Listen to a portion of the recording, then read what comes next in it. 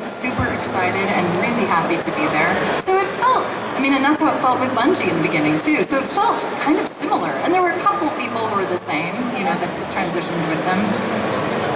And the guys the men and women over at Bungie were finished with Halo. They were ready to move on to something else, clearly.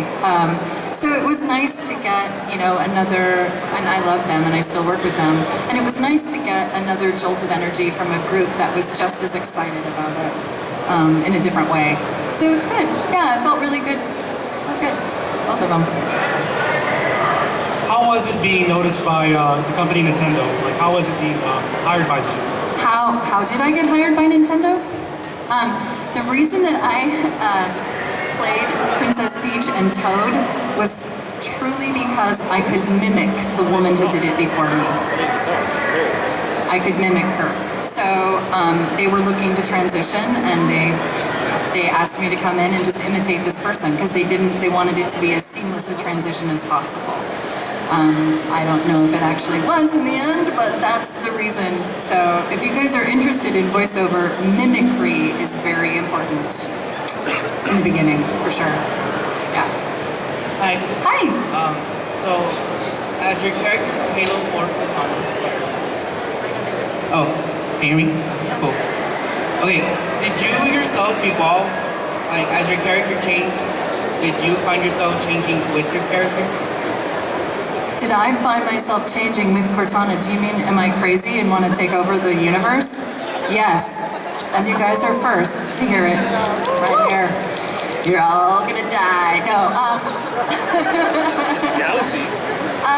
No, I like to think that the character took on some aspects of my personality, which is the silliness. But no, I think she's probably a little snarkier than she might have been if somebody else had done it, because I'm sort of like that. So, but no, no, I don't feel that my character has changed.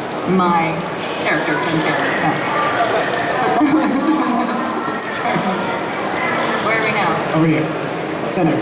That's you. Oh, here you are. Wow, you're in the middle. I was wondering what you do personally as an actress to get into character or prepare for a role? What do I do to get into character for roles? It really depends on the character. When right now I'm about to do something that might be boring to you, I'm about to do a play.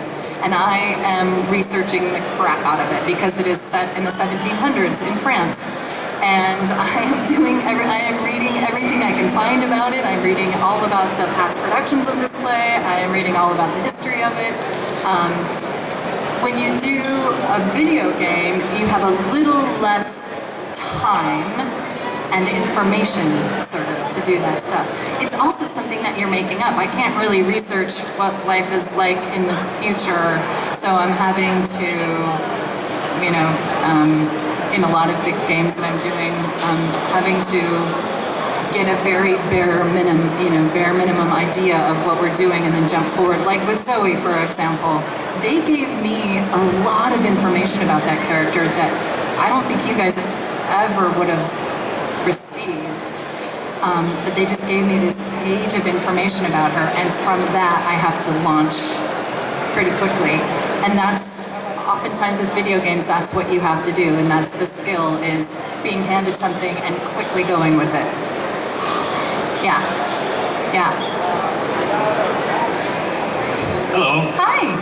I have two questions. I don't know if you can take both. The first question was, would you ever try a Bungie Destiny voice? Have I ever tried a voice in Destiny? Yeah. I'm in Destiny. You are? Now, what yeah. character? I'm 3 or 4 different characters. I'm random little robots and things. You should look for me. Oh, okay. Yeah. Well, the next question was, does Cortana feel like she really wants to be a human being or no? Does Cortana really want to be a human being? Yeah, like your opinion. Well, I would have to ask the writers about that, but my impression is that no, she's got way more power as an AI. True. Yeah. She is taking over, so yeah, okay. She's evil, let it be. I think she loves human beings, clearly. That's the reason she's there. Hi. Quick question. What was like for you, intimacy-wise? Like, what was the most dramatic scene for you, like physically wise? What was the most dramatic scene for me physically? And like all the halos. God, we're just gonna keep coming back to her goodbye scene, I think, was the most dramatic for me. Physically, and that was the most heartbreaking, shattering one for me. Physically, in the last game, in Halo 5, Jennifer Hale and I shot a scene, I swear to God, we shot this scene 8 times, where we were in Dr. Halsey, we're in a small plane together going down, and they put a platform on top of inner tubes, and we sat on this platform, and they just hit the inner tubes over and over again with their feet to make us jostle around, and I think we shot that 8 times. Physically, that was the most uncomfortable thing I ever shot and recorded, and mostly just had to grunt, because I was playing Halsey, and I don't think she said much other than but yeah, that was physically the most strenuous one I had to do. Hi. Hi. What was like when your character first started off? What was your reaction to everybody loving your character? What was my reaction to everybody loving my character? I am embarrassed to say that I didn't know people liked Halo, and then I found out I got a call saying, "Hey, we're gonna do Halo 2," and I thought, "Oh, I guess that was well received then." So I don't really have a response to that. Because the guys at Bungie wanted to be, they were very protective in the beginning. They were very protective of their actors. They didn't want anybody to know who they were, I think. They wanted it to be kind of a secret in the beginning. So I didn't talk about it very much. You know, it's a little more secretive. Do you think you will ever make another Mario game like with Princess Peach? Do I think I will ever make Or not another? make, but like, you know, like as Record Princess Peach? another? Yeah. No, they have Samantha Kelly is the voice now of Princess Peach. So In the Mario games, who's your favorite character? I loved